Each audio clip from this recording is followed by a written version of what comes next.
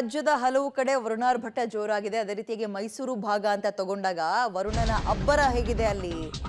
ಅಪಾರ ಹಾನಿಯಾಗಿದೆ ಬೆಳೆಗಳಿಗೆ. ಲಕ್ಷಾಂತರ ರೂಪಾಯಿ ಮೌಲ್ಯದ ಶುಂಠಿ ಬೆಳೆ ಸಂಪೂರ್ಣ ನಾಶವಾಗಿದೆ.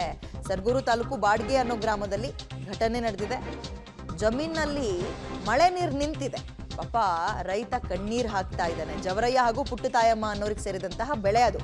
ಸೂಕ್ತ ಪರಿಹಾರ ಕೊಡಿ ಅಂತ ಕೈ ಮುಗಿದು ಕೇಳ್ತಾ ಇದ್ದಾರೆ. ನೀರು ನಿಂತು ಬಿಟ್ರೆ ಮುಗಿತು, ಕೊಳೆ ರೋಗ ಅಂತ ಬಂದ್ಬಿಡುತ್ತೆ. 8-9 ಸಾವಿರ ಚೀಲ ಈಗ ಬೀಜಕ್ಕಿರೋದು. ಅಷ್ಟು ಕಷ್ಟಪಟ್ಟು ಸಾಲ ಸೋಲನ ಮಾಡಿ ಶುಂಠಿ ಹಾಕಿರ್ತಾರೆ, ಬೆಳೆ ಇನ್ನೇನು ಬರುತ್ತೆ ಅಂತ. ಆಗ್ತಾನೆ ಚಿಗುರು ಹೊಡಿತಾ ಇರೋ ಶುಂಠಿ ಅದು.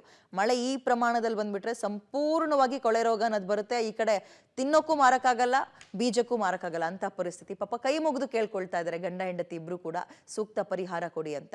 ಹಲವು ಭಾಗದಲ್ಲಿ ಇದೇ ಪರಿಸ್ಥಿತಿ ಆಗ್ಬಿಟ್ಟಿದೆ. 4 ಲಕ್ಷ ಗಂಟ ಖರ್ಚಾಗದ. 1 ಎಕರೆ ಶುಂಠಿ 30,000 ಕೊಟ್ಟು ತಗೊಂಡಿನು.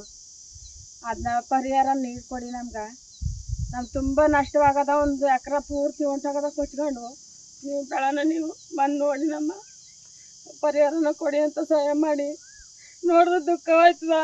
ನಾವು ಕೂಲಿ ಮಾಡೋಂಥ ಜನ ರೈತರು, ನಾವು ಯಾವಾಗಲೂ ಕೂಲಿ ಮಾಡಬೇಕು. ನಾವು ಈ ರೀತಿ ಆಗದ.